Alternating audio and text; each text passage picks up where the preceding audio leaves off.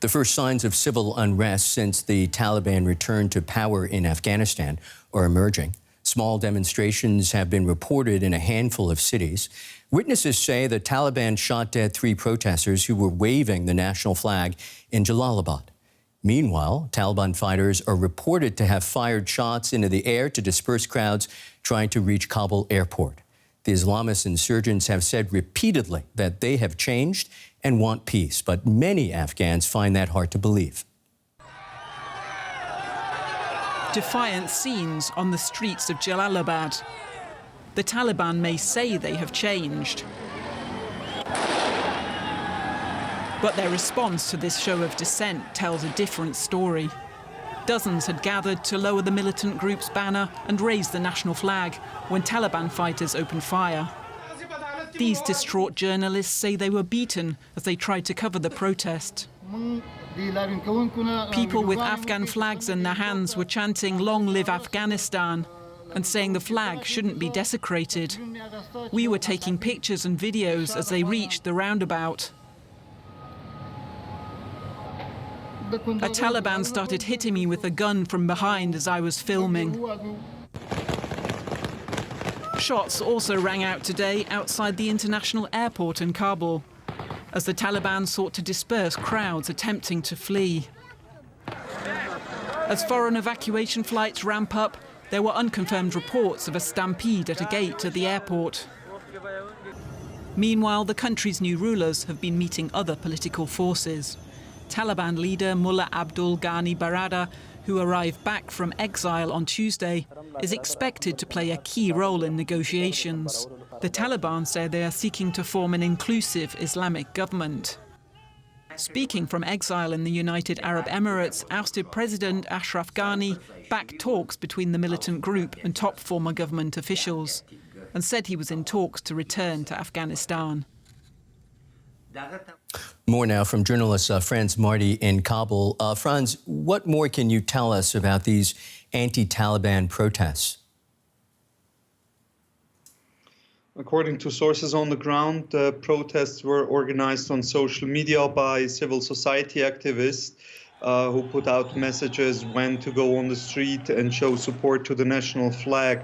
I was told that beyond supporting the national flag, hoisting the national flag, the protests didn't have like a further agenda, so they weren't like asking for a specific political system or specific leaders. Then in Jalalabad, scenes turned ugly with the Taliban opening fire and also like attacking journalists, as was shown in your report. In Asadabad and Khost, other cities where similar protests were held. There have also been reports about gunfire, but their scenes have seemed to be less dramatic. However, figures close to the Taliban, semi-official Taliban spokesperson, have now announced that the Taliban are set to conduct a clearing operation in Khost and have imposed an indefinite curfew, which seems to be a reaction to today's protests in Khost. Which all shows that, the Taliban apparently don't like dissent and are not afraid to act decisively against it. We'll see what developments occur with that clearing operation. Taliban co-founder, as you well know, Mullah Abdul Ghani Baradar, is one of a number of group leaders who have returned from exile. Tell us more about him and what part he's likely to play. Mullah Baradar is of the old guard of the Taliban. He was then arrested, spent years in a Pakistani prison, which apparently also impeded his health. He was then released in an effort to move forward peace talks.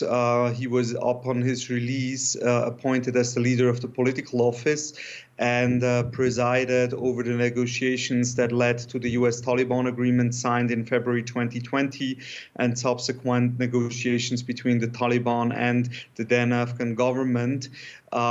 His return to Afghanistan, it is unclear what exactly it means because there hasn't been any official statement since he returned. However, it might signal that the Taliban decide of how and who to appoint at the highest leadership. The Taliban have kind of ousted the former government from Afghanistan, but so far they haven't appointed their highest leader. It is also noteworthy that main Taliban leader Haibatullah and the other deputies, their whereabouts are unknown, and it is unclear if and when they will surface. What's the latest from the airport, Franz? There are reports of the Taliban actually opening fire. The scenes at the airport are still chaotic, so the Taliban have set up checkpoints outside the airport. Inside the airport, parts of the airport are secured by international forces, and then there have been hundreds and thousands of people storming or going to the airport hoping to get out. There have been reports that Taliban turned some away, beat some up. And given that there has been no clear procedure, there have been huge crowds that sometimes also caused stampedes. There have been reports about warning shots that then might also have injured people. However, with the casualties, it's very often hard to tell whether this was due to the shooting or just the crowd being out of control and people being trampled. Franz Marty in Kabul. Thank you so much, Franz.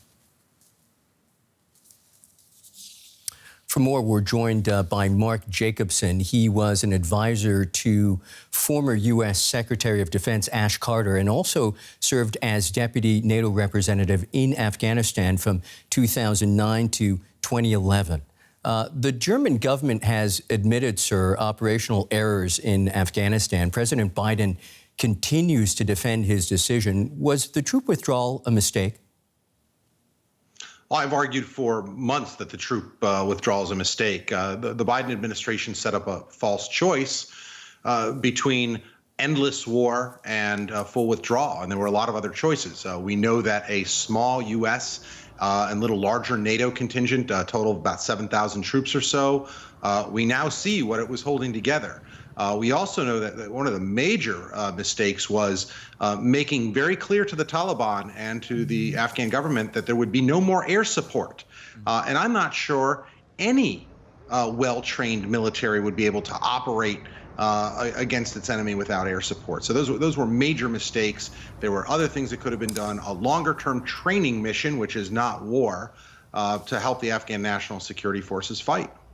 Just briefly, sir, why do you think the president did make that clear that there would be no more air support? Was that to joust the leadership in Afghanistan?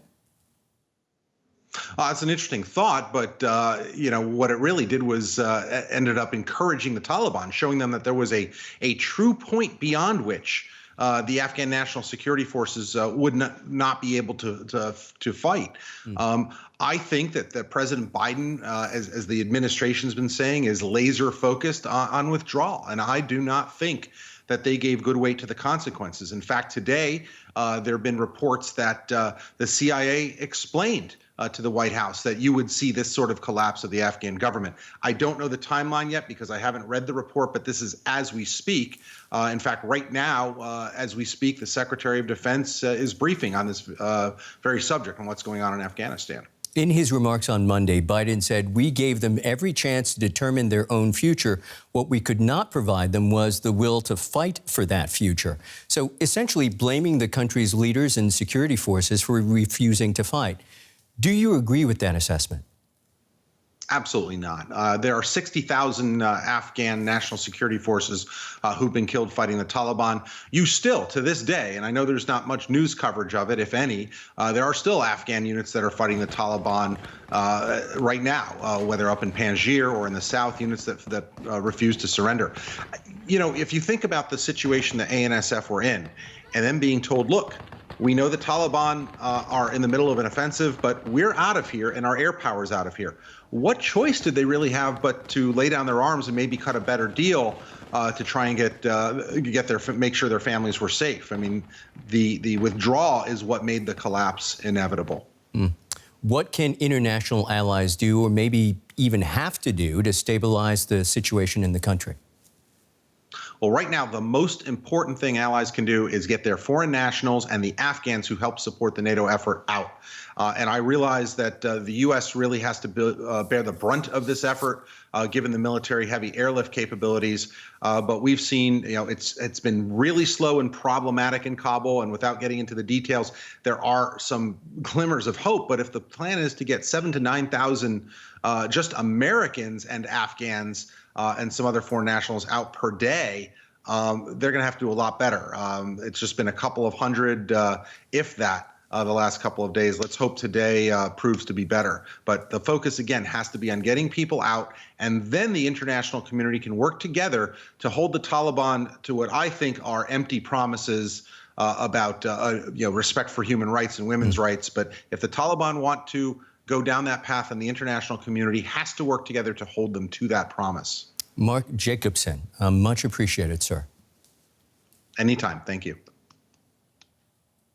A plane carrying evacuees from Afghanistan has arrived at Frankfurt Airport, the first of a number of special Lufthansa flights bringing German citizens and Afghans to Germany. Military planes took them from Kabul to Tashkent in Uzbekistan.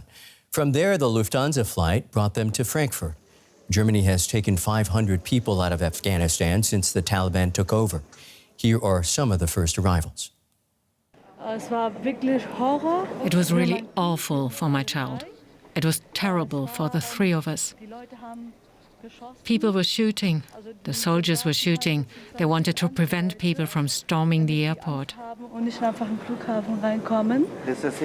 Things were getting worse every day. I didn't know how to help my family. Everything is so bad. I could only save us, but I can't save the rest of my family. We pushed our way through, and then my little son fell down. And then an American showed kindness. And he realized we were at the end of our tether. He took our passports and said, "I'm going to check if everything is okay." I'm happy to be back, and I thank the German government for making it possible for us to be here again.